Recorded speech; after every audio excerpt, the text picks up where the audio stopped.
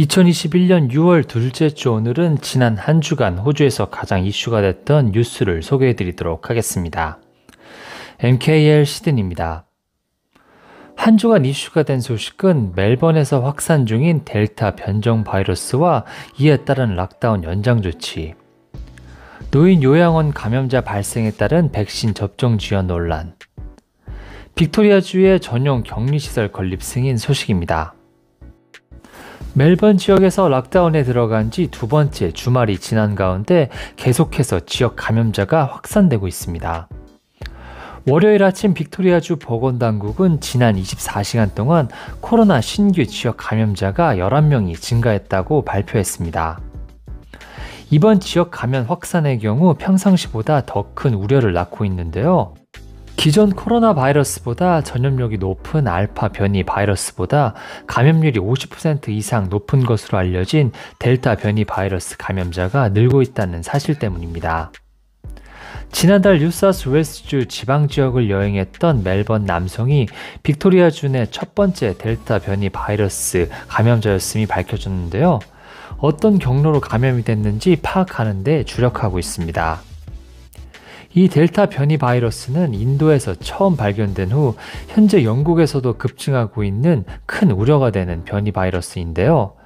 영국의 확진 사례의 절반 가까이가 이 델타 변이 바이러스가 차지할 만큼 확산세가 무섭습니다.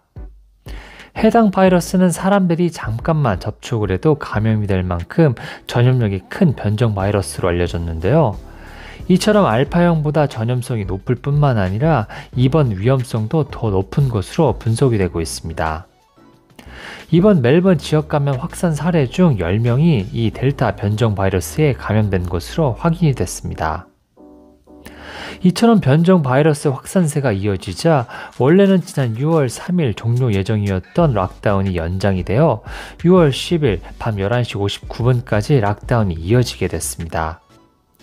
멜번 시민은 계속해서 생필품 구매, 허용된 업무, 돌봄, 운동, 백신 접종 등 5가지 사유를 제외하고 외출이 허용되지 않고 슈퍼마켓과 카페를 포함한 모든 소매점에서 체크인 등록을 해야 합니다.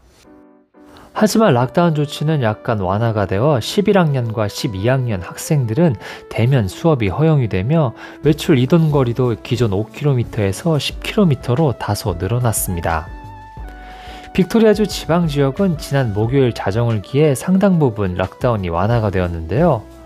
지방 지역은 외출 자제 명령이 해제가 되면서 어떤 이유로든 거리 제한이 없는 자유로운 여행이나 외출이 허용이 되며 10명까지 야외 모임이 가능합니다. 한편 멜번 광역시에서 계속되는 확산세와 제한 조치로 특별한 허가를 받은 사람들을 제외하고는 멜번 광역시와 지방 지역에 이동이 불가능한 상태에 있는데요. 때문에 이번 퀸스 버스데이 연휴 동안 사람들이 멜번에서 지방으로 여행은 불가능하게 됐습니다. 한편 이번 멜번 지역 감염의 또 다른 걱정거리는 노인 요양시설에서 감염자들이 나오고 있다는 사실입니다. 상대적으로 면역력이 취약한 노인 계층에 바이러스가 전파가 되면 심각한 상태에 이르기 때문인데요.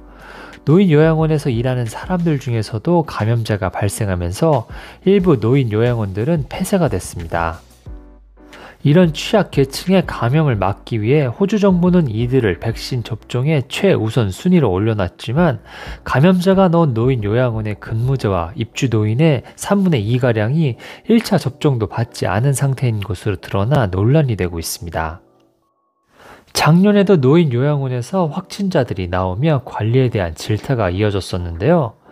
때문에 노인 요양원 근로자들은 한 곳에서만 일할 수 있게 하는 등 제한 조치를 강화했지만 지난해 11월 상황이 좋아지자 이를 철회한 바 있습니다.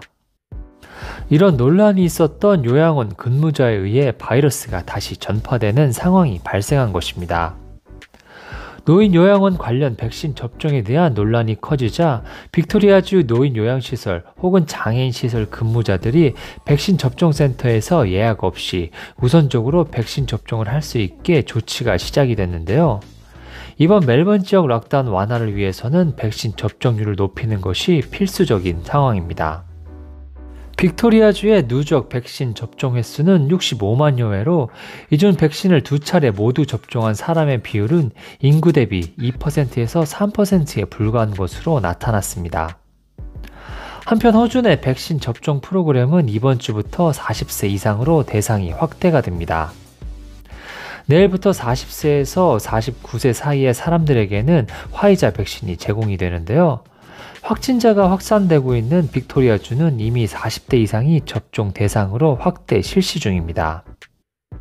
호주 백신 접종은 순조롭게 진행이 되어 지금까지 총 500만 회를 넘어섰는데요. 1일 평균 접종자도 10만여 명을 넘어섰습니다. 지금까지 호텔 격리 프로그램을 통해 확진자가 발생을 하고 지역 감염으로 확산된 경우가 많았지만 노던 테리토리에 있는 하워드 스프링스 전용 격리시설에서는 코로나 감염 사례가 단 한 차례도 발생하지 않았는데요. 이 때문에 전용 격리시설 건립 주장은 꾸준하게 제기가 되어 왔습니다. 그리고 마침내 빅토리아 주 정부와 연방 정부가 침상 500개 규모의 코로나 바이러스 전용 격리시설을 빅토리아주에 건립하는 데 동의했습니다. 전용 격리시설을 구축하는 데 최소 2억 달러가 소요될 것으로 예상이 되고 있는데요. 연방 정부는 건축비의 대부분을 부담하게 되고 빅토리아 주 정부는 이후 격리시설을 운영하는 데 드는 지속적인 비용을 부담할 예정입니다.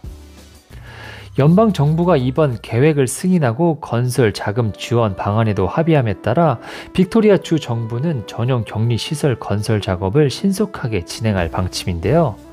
이미 빅토리아주는 전용 격리 시설에 대한 기획 및 디자인 작업이 시작됐다고 밝혔습니다. 한편 서호주주에서도 확진자가 발생을 했습니다. 퍼스의 팬퍼시픽 호텔에서 격리 중이었던 여행객이 이웃방 투숙객으로부터 코로나 바이러스에 감염이 된 것입니다.